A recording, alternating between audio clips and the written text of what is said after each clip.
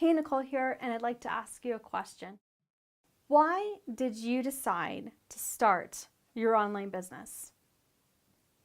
If you're like most of the people I talk with, maybe you started it for freedom. Maybe you started it so you could have a freedom lifestyle. Maybe you started it so you could have more money. Maybe you started it because you wanted to have the flexibility of the hours and be able to work from home. Or maybe, like most of the parents that I talk to, you started your online business so that you could spend more time with your family and your kids. How's that working out for you? A lot of times when we start working in our business, we get sucked into this trap of where there's always something else to do. There's always another client that needs help. There's always another product that needs to be created. There's always another email that needs to be written. There's always something else that we could be doing because we know the more time and energy that we put into our business, the more results we are going to get out of it. And so we are, as most business owners I know are A players. They're determined to push through and to be successful no matter what.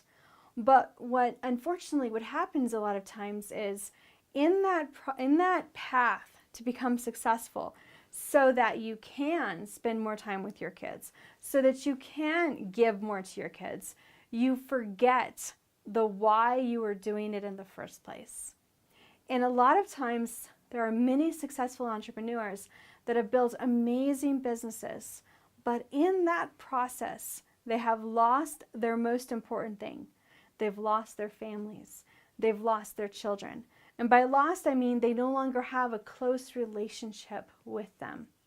And so as you are building your business, I'd like you to remember one very important thing, and that is success is not everything. What's going to matter at the end of the day is going to be the relationships that you have with your family, with your children. And always be remembering that, yes, what I have to do in my business, that is important. It needs to get done. But I also need to remember, why did I start my business in the first place?